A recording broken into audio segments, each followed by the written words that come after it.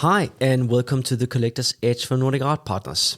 In today's episode, we're going to dive into the career, legacy, and market of Per Kirkeby, one of the most important Scandinavian painters of post-war period, and a very respected figure in European art history. With me in the studio is our art expert, Nicholas Robertson. I'm your host, Jeppe Kurt. Let's get started. It is with Alex Rotter at 400 million, selling here at Christie's. $400 million is the bid, and the piece is sold. We've all heard about it. Sometimes it's front page news.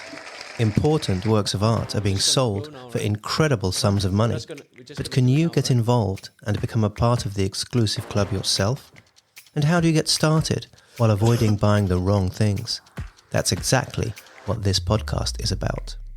This is The Collector's Edge from Nordic Art Partners, a podcast for those of you interested in the mechanics of the art industry, want advice about putting money into art, or simply want to buy something for your walls to beautify your surroundings.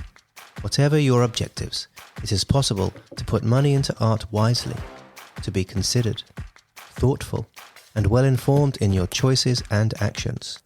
Welcome to the art of collecting, with an eye for curated beauty and practical value.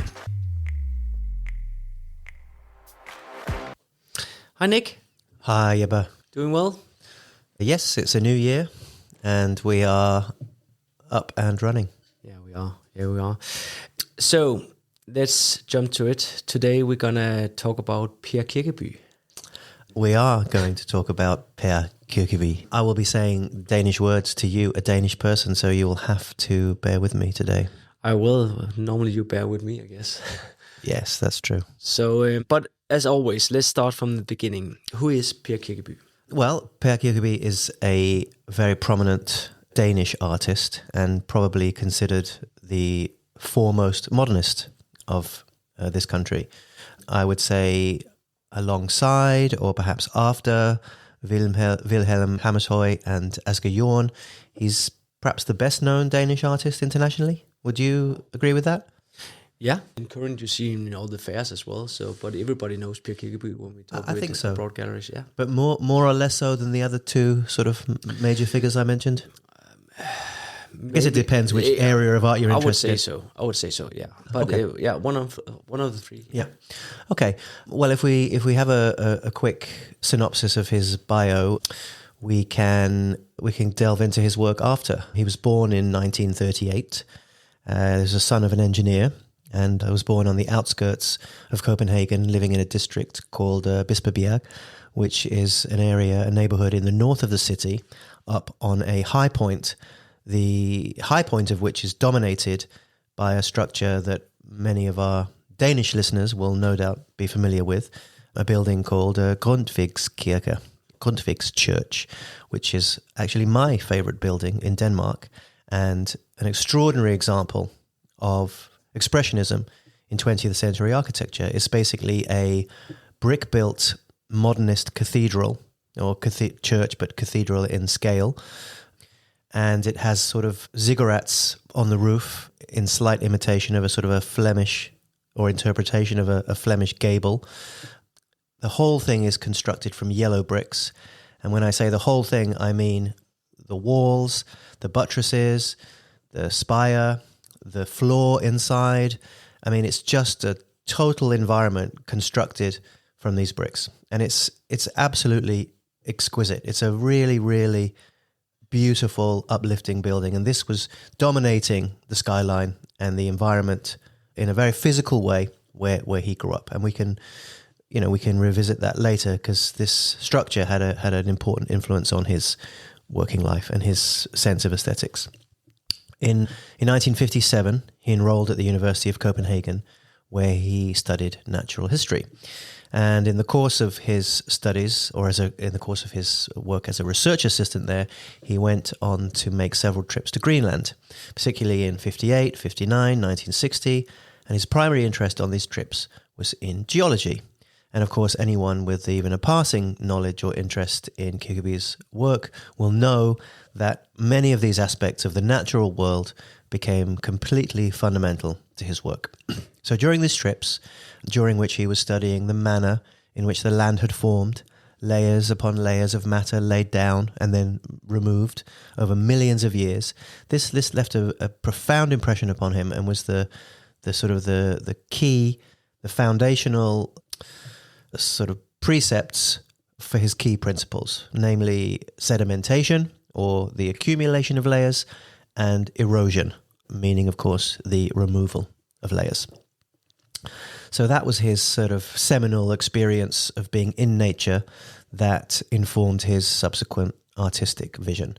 In 1962, however, he gave up his burgeoning career as a field geologist and he began studying at something called the Experimental Art School in Copenhagen, which was sort of nicknamed X-Skolen. And working there, he was involved in a variety of media practices, including, but not limited to, painting, also the graphic arts. He was involved making 8mm films and some performance pieces. And this environment, this place, had a sort of fluxus-inspired anarchy, and it was an institution that enabled young student artists to engage not only with experimentation and new technologies, but also other like-minded artists, and it was an environment that was sort of quite tapped into various prevailing movements, ideas in modern art around the world. So whilst he was here, he's in an environment where, of course, the key thing is very much challenging the notion of what art could be, but at heart, Kirkeby was and was to always remain a painter. So even though he went on to work as a sculptor and a writer and a filmmaker, I guess he always, perhaps predominantly, identified himself as a painter. In his adult life, he lived between Hellerup, just outside Copenhagen, Frankfurt in Germany, and Italy. And since the late 1970s, he spent a lot of time on the island of Læsø, where he had a house and a studio and worked a great deal there. Often, I would say Kirkeby is associated with neo-expressionism. Yes, absolutely. Right? Yet, when I look at his painting, his works feel structurally different from many of his peers. How can you try to place him within this post-war European painting period? Yes, of course. I mean, you're right to identify this sort of key characteristic of his paintings. They are very structured and maybe a little less fluid in some ways than some of the more expressive abstraction that you're talking about. But if we look into the development of his work and the bodies of work, we can see how the various themes and ideas are evolving in his practice. So we've understood that he was at art school in the early 1960s. Now, of course, the 1960s across the world was a time of tremendous sort of upheaval culturally and in a societal way as well. And his early works from the 1960s, they show a strong interest in various diverse strains of modernist practice, in fact, sometimes even within the same composition or painting. So we do see some of this expressive abstraction that I suppose you could say was largely dictated or driven internationally by the American artists of the abstract expressionist movement. You see elements of pop art, especially in the 60s, and then you see, certain attitudinal elements that one would associate with fluxus, conceptual art, and also the influence of graphic art, advertising, mass culture, which I suppose is part and parcel of a general interest and also some of the main concerns of pop art. So this is an artist who at this time is obviously aware of trends in the United States as the sort of dominant force in developing aesthetics. Artists such as Warhol, Lichtenstein, also Jasper Johns, Rauschenberg. One can also see somewhat of an affinity maybe with some of the Italian artists of this generation, artists like Mimo Rotella, Valerio Adami, and also British artists like Alan Jones or Patrick Caulfield, artists that also embraced pop and mass culture as part of their aesthetic. So he's a modern artist. He's an artist of his time, and he's absorbing all of these different things that as a young artist in Denmark, he's actually somewhat progressive in identifying and embracing. Could you maybe try to describe, if you stand in front of the painting, how it looks like, how it feels like? Well, I mean, there's many different bodies of work that he's produced. Maybe the best way is for us to have a little rundown of his major groups of works that he's made and the things that made his reputation and the things that people identify him with it and expect of his work. Yes, good. So also maybe in that context, maybe also we can talk a little bit about how important this interdisciplinary practice has been for his paintings in the end. Absolutely. Okay, I mean, all of these elements are key to what he's done, and we can talk about those as we run through the kinds of things that he's made during his working life. So, of course, we've talked about these sort of pop-related works. There's figural elements. There's elements of graphic art and design, little things related to advertising, often in a sea of somewhat painterly abstraction. So you've got these kind of conflicting ideas about art existing side by side on the same surface. A lot of these early works were made on masonite, and he practiced these for quite some years in the 1960s. I suppose the another important group of works from this period, from this generation, are what's known as his blackboard paintings. In 1964, Kirkeby met Joseph Beuys when the German artist was visiting Copenhagen on one of his performance lecture tours. Now, Beuys had routinely used blackboards, especially in a performative way, where he would give a lecture and he would be at the blackboard and he would be sort of annotating and illustrating his ideas graphically as he was speaking. He was sort of sharing or describing his various visions of utopia, and in the process was making complex and somewhat incomprehensible flowcharts with markings and arrows and words and phrases, all of which were to demonstrate his idea of reordering society, art, life in general. And Kirkeby was very influenced by this and subsequently made works that I think clearly are related to these. But the difference being Beuys's works were made with chalk and thus could be altered or erased, whereas Kirkeby's works, like all of his paintings, were made from the accumulation of many, many layers of paint. So that's the blackboard paintings. And then there was a group of paintings that he made for a short period, and perhaps these could be considered the most little-known body of works that he made. They're called the overpaintings. And these are paintings, found paintings, existing paintings that Kirkeby sourced and acquired from charity shops, flea markets, and painted over them. And in actual fact, there are some sort of visual echoes of Sigmar Polke in these paintings. But in these works, Kirkeby was interested in sentimentality and kitsch as a sort of a facet of modern life, and he was using these paintings as a way of exploring that. And then we come on to the body of work that you began referencing, and that would be what we would describe as his neo-expressionist landscapes, the typology of which would be the works that would cement his international reputation. So shall we talk a bit about these paintings, the ones he's most known for? I mean, this is the foundation of his market, the foundation of his understanding, or our understanding of what he's about. Yeah. Okay. So in the 1970s, he began to increasingly gravitate towards the natural world as the sort of main dominant theme of his work.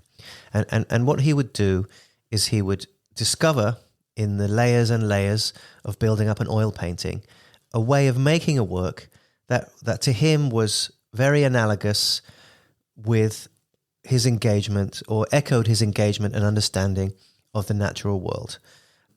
It was this body of work that founded his reputation internationally, because it was with paintings such as these that he represented Denmark at the Venice Biennale in 1976. So this was a key breakout thing for him and marked the beginning of a period of sustained success. And these paintings, we can describe them as very much inspired by landscape, especially a very sort of rugged Nordic terrain. They're very dense layered surfaces, often with very strong but very earthy color palettes. There's a lot of muted colors that reflect the earth, that reflect things that grow in the earth, that reflect rocks and soil, different lights, different seasons. They're non-figurative, but they're very strongly suggestive of cliffs, of forests, waterfalls, horizons. A lot of these sort of naturally occurring phenomena very much evoked by these paintings. You could say that he was influenced by German neo-expressionism, but his paintings are much more restrained. They're much more analytical and structural than emotional, I guess you could say. So that's what these paintings look like, and these are the key paintings that we understand, or that the public understands, when they think of his work. How important was this kind of mix, this kind of interdisciplinary practice that he did in terms of his, development into paintings that is now what we're speaking about? Well, all of the works are, of course, related. They were all made by him. They were all different ways of exploring the same ideas, the same themes. So apart from his paintings, I suppose he's most known for his brick sculptures, and we can describe those in a second. And then another very important group of works conceptually are his bronze sculptures, because they're also somehow formed from his idea about geological rock formations and the sort of substance of the rocks that we stand on that one finds in nature. So if we talk first about the brick sculptures, in 1971 he traveled to Central America to study Mayan art and architecture. And he was very inspired by these buildings, but I think also he still had in the back of his mind his great love for Grundtvigs Church. That, I think, never left him. And in 1973, he made his very first brick sculpture in Ikast, in the middle of Jutland. So these brick sculptures were to become a group of works that he would revisit throughout his working life. And one finds them in all kinds of public and civic places up and down, not only Denmark, also in Germany, in Belgium. I mean, there's quite a lot of them in public spaces throughout mainland Europe. Some of them are smaller and sort of totemic in their feel, and some of them are much larger scale and a much more of an all-encompassing environment. And we can describe them as freestanding architectural forms made entirely from industrial bricks. They're just brickwork, all kinds of complex, simple and complex brickworks, making these freestanding structures. And in them, he's essaying many different forms of brickwork. We find steps, we find arches, we find pediments, arcading, niches, windows and openings. So they have a sort of a complex feel as if they're a sort of a real, in inverted commas, structure, but they have no functional interior, and they are only supposed to be experienced spatially. You walk around them, you walk in them and through them, and you see how all the different constituent parts relate to each other. Now, the reference for these, quite many and varied. They are, of course, made from brick. They do, in a very literal sense, sort of reference the earth, some of the structures and shapes one finds in the earth, but they also very clearly reflect, man's role living on the earth. So they show his interest in architecture. They show his interest in things like permanence, which of course is a key idea if one is a student of rocks, and also historical memory. So they're a very distinctive part of his output, and a key thing also that people think of when they think of his work. Now the bronze sculptures are much smaller in scale, but they are also key to his ideas. They were sculpted in plaster and then cast in bronze. Now these are not,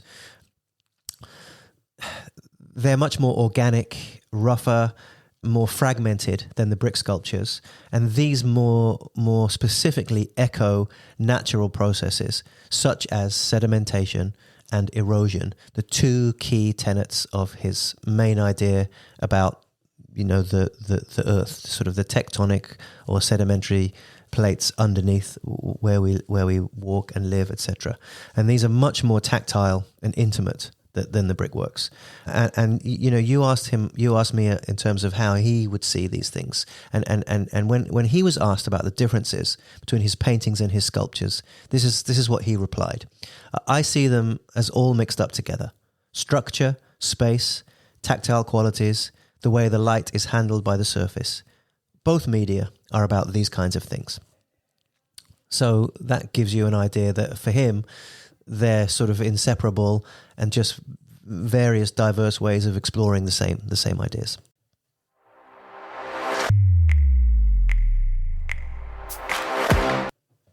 Okay, Nick, thanks.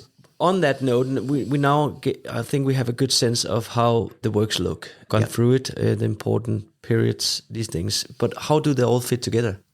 Well, of course, when you have different bodies of work, often they all reflect different facets of main overarching themes, and Kirkeby's work is no different in that respect.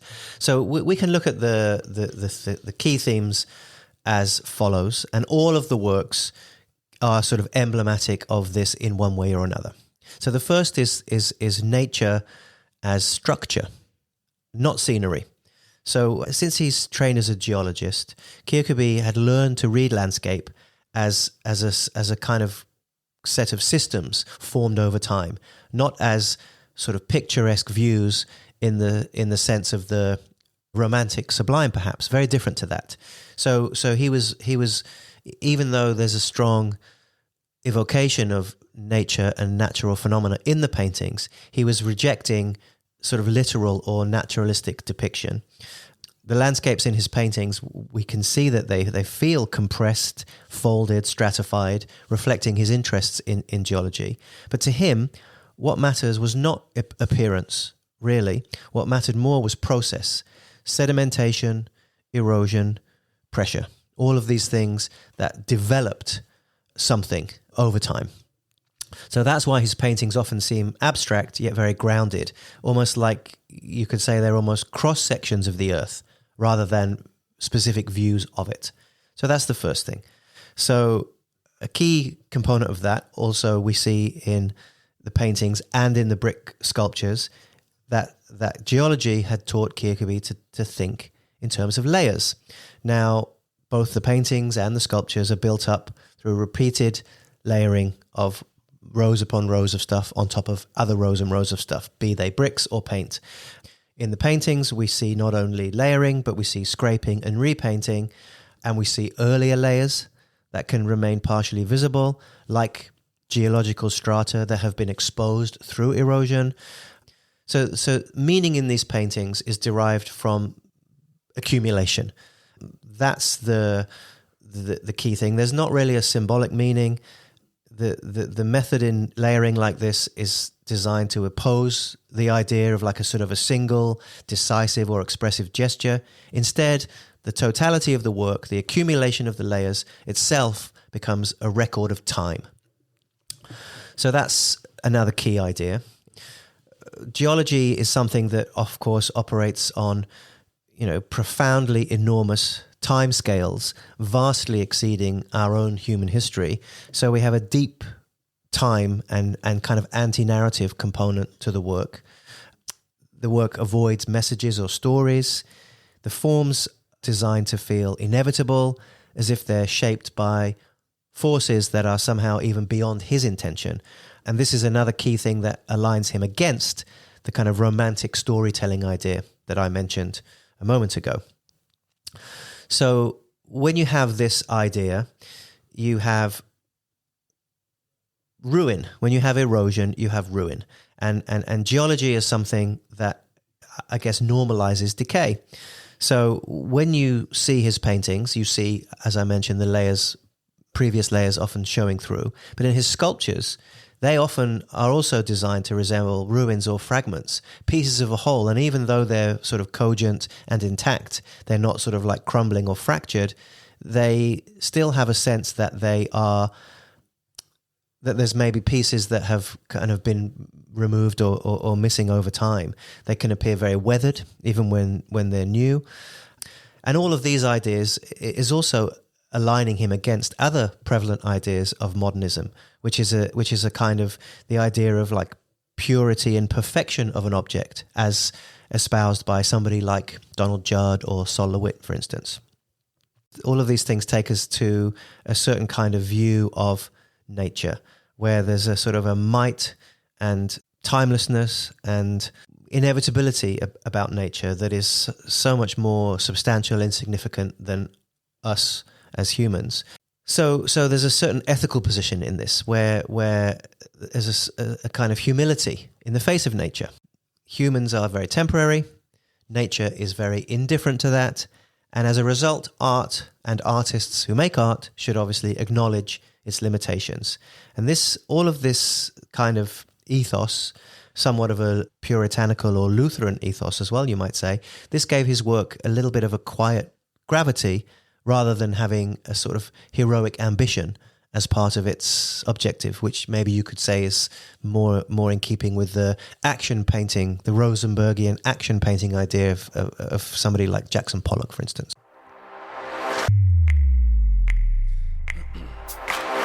So maybe this is between these two sections, but Kirkeby held a professorship in Frankfurt and exhibit across Europe and the US. How did this international position shape his market?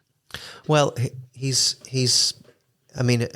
represented Denmark in the Venice Biennale on numerous occasions. So, of course, if an artist is doing that, then he is going to gain a good deal of international exposure, and he's going to have lots of opportunities for his work to be acquired by important institutions and collections around the world. But for many, many years, his work has been represented by a gallery called Michael Werner. And this is a very eminent German gallery, founded all the way back in 1963 in Berlin, and over the years have variously had locations in Cologne, London, New York, and Beverly Hills. So when you have a top gallery, representing your work, you have a very good chance of getting, a high level of international exposure. I mean, this is a gallery that's known for, amongst many other things, representing Peter Doig for almost 25 years, and he's one of the world's most expensive artists still living and working. I mean, this is a professional relationship that endured until relatively recently, but it was a very long-standing and kind of famous partnership in the art world. So, his work is in, very large numbers of public collections, certainly all the eminent ones globally, and he's been having significant museum retrospectives globally since even the late 1980s. I mean, he had a significant retrospective at Louisiana in 1990, another one in 91 at MIT in the Visual Arts Center there. And then since, 2008, 2009, again at Louisiana, he's had one at the Tate Modern. He's had one at the Stiftung Museum Kunstpalast in Düsseldorf. He's had one at the Phillips Collection, Washington, D.C., Palais des Beaux-Arts in Paris. I mean, these are significant international institutions in all of the, main sort of art conversant corners of the world. And he's, been awarded solo retrospectives in these places. Can we talk a little bit about his prices? The gallery prices.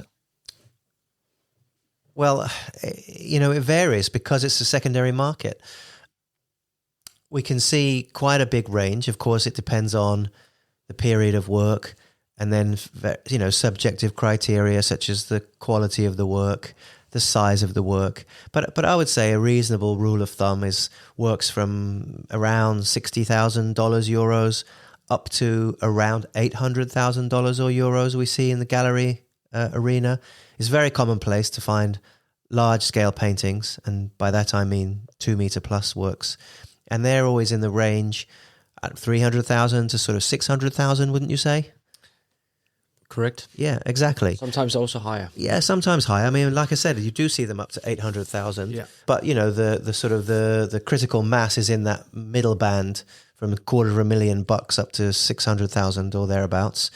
whenever we see a major painting at an art fair, you ask the price, it's 600,000, it's 450,000. And of course, depending on the various qualitative criteria or scale criteria that we mentioned, that's what influences that number. Because the record price is $675,000 from 2012. But a major work did sell in Germany in the middle of last year for almost the same amount, 650, 660. And 3 of the top 5 prices of all time at auction were achieved in 2025. So that's quite an interesting. We see a lot of high prices, 2012, 13, 14. Then we see a sort of a quiet drop-off, lesser volume, lower top prices for the major paintings. But in the last 12 months, we've seen 3 of the top 5 prices at all time. Overall, there have been more than a dozen results at auction, higher than 400,000, all of which are for these mature geological paintings, all of which were made between 78, his sort of first phase of these works, and the early 2000s. And there have been more than 25 results, $250,000 or higher, and more than 100 results at auction, again, above $100,000. So this is, a long-standing, I suppose, very stable position in what we would call the middle market of artists' prices generally. The record price for a sculpture, incidentally, is only, I say that advisedly, only $181,000. And that was also achieved in 2025, also at an auction in Germany, in fact. If you want to have a work or you want to buy a work that will do well on auction, what is the sweet spot on a Kirkeby work?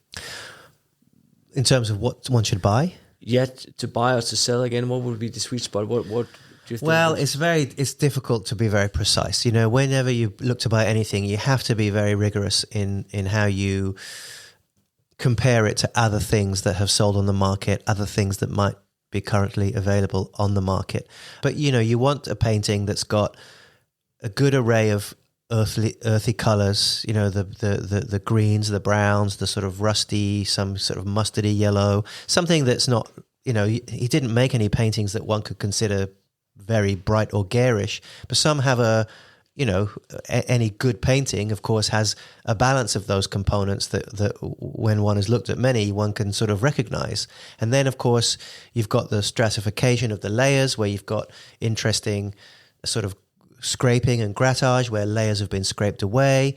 You've got nice accumulation of impasto, and then you've got this more sort of graphic element on top that's either painted in a more linear fashion, the sort of the cliffs and more kind of geological formations that one can sort of identify, and these often somehow follow the contours of the colors, but they kind of define various sort of passages, blocks within the paintings. So anything that has a really pleasing balance of those components and is well priced relative to things that are a bit like those things are great things to have. But I would say the sweet spot for acquisitions would be, if you look at a big painting that's like 2 meters and you at an art fair and it's $450,000 or it's $600,000, I think it's that's out of the price range of many people. And I think given the scale of Kirkeby's achievements and the relative value of them compared to other many younger artists with less achievements, much less standing, are much more expensive. So there's value in those paintings, but they're already somewhat pricey. But those paintings to me are inevitably $1 million plus paintings of tomorrow. Quite exactly what tomorrow is, I don't know. Is it next year? Is it 3 years? But I think invariably there's not going to be a loss of value in Kirkeby's paintings. But I think if one wants to find opportunity, you can find a smaller scale paintings. You can find a painting that's 1 meter 20, 1 meter 40, 1 meter, something that has enough scale and heft to be absolutely like emblematic of what he's done, but it's kind of a fraction of the price of a bigger painting and yet encompasses all of the same aesthetic traits. And you can pick those up if you're lucky for $50,000, $60,000, $80,000. And maybe if you can find a great one that's a bit smaller than a 2-meter painting, but you maybe get one of those for $150,000, $160,000. And I think those ones have quite a lot of room to grow because it's a kind of scale where you get everything you want, but it's also the kind of scale that has a large possible future market because most people can accommodate something that size. Do you have any idea where the biggest demand are? Is it still the home market in Denmark? Well, I think that his... I have some data, so I'm just asking. It's a rhetorical question. Yeah, exactly. Well, then I'll let you do the talking. I don't think you will be surprised. Germany? It's Germany, Yeah, of course it is. And then Denmark and then the UK. Well, the Germans and the Danes are somewhat closely related culturally, aesthetically, attitudinally. Yeah, they are. Certainly to an Englishman.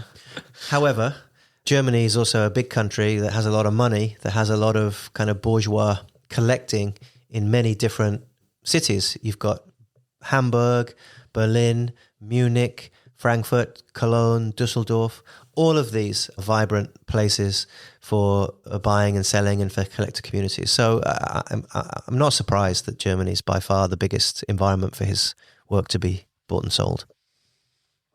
Good.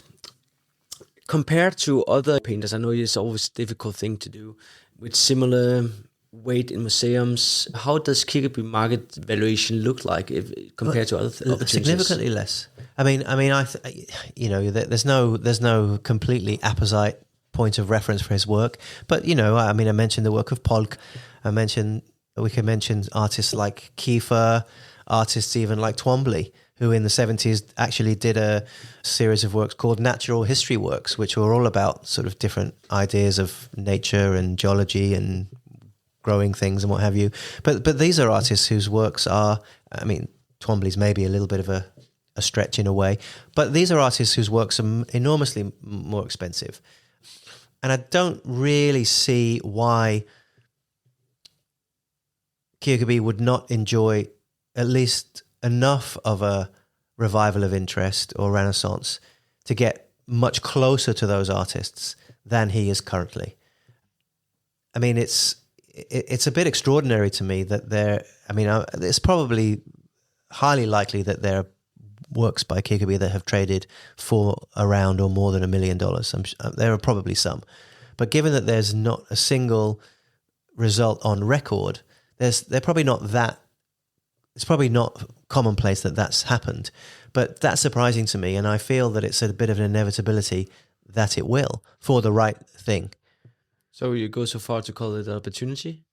Well, I think that whenever we do one of these episodes, I think one of our ideas is that there's always a sense that that's part and parcel of what we're either explicitly talking about or at the very least intimating or implying.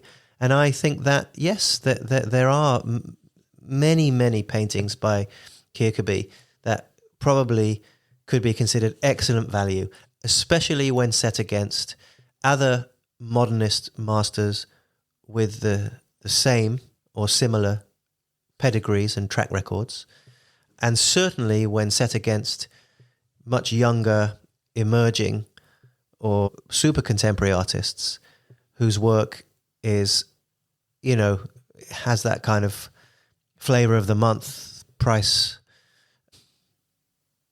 attached to it. Yeah. And on that note, we own works by Kirkeby. We recommend Kirkeby in our advisory stuff. I think he's a tremendous painter. Now, some of his paintings feel gloomy, honestly.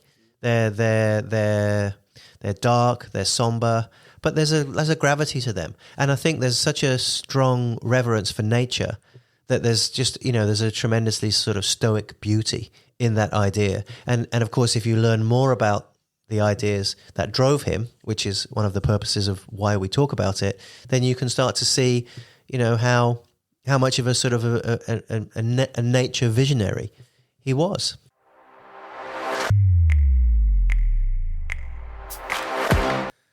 So for a collector entering the Kirkeby market or want to understand more about the Kirkeby market and his paintings, what should be the primary focus? Should it be looking into period, the scale, the material? Yeah, I think that the surefire thing to focus on would be this paintings, and paintings made from 76, 77, 78 all the way through to the 2000s prior to his death. His bronzes are very nice, but, you know, sculpture is always a little bit more of a niche category. Maybe some of the blackboard masonite works could be interesting because, of course, they have unmistakable hallmarks of his mode of expression in them, and they are more affordable. But I think that his sort of signature neo-expressionist paintings, his geological paintings, would be the thing that I would go for sure. They're definitely out there. And another question, a little bit the same, but is there something a collector should avoid also when they're looking at auction periods, things that he had made? Well, I mean, I don't know if there's something specific that you're referring to. I'm not. We I know it's a know. secondary market and a lot of auctions. There's all, you know, he's been an interesting artist since the middle of the 1960s. Of course, the works that he made in the 60s, you could call them sort of proto-Kirkeby in that they're not fully formed. But, you know, you go to any museum, especially in Denmark, I guess you could say, you'll see examples that have this agglomeration of different styles, some abstract painting, some pop graphic quality to them.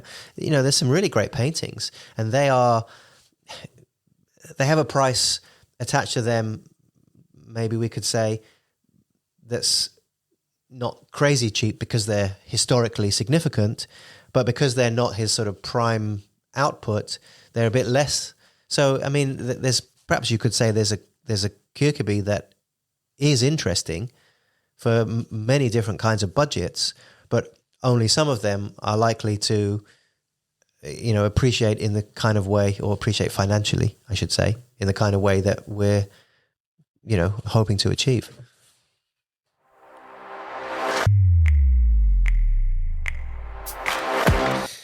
I think we covered the most of Pierre Kirkeby, the Danish artist, which I'm very happy to talk about. Me too. Me too. I love his work. It's great. Anything we're missing?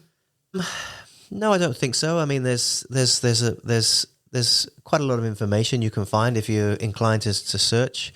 There's quite a nice video from many years ago on YouTube, one of Louisiana's videos in their sort of artist interview series, and that was conducted between Paul Erik Toyne, the director there, and Kirkeby quite some years ago.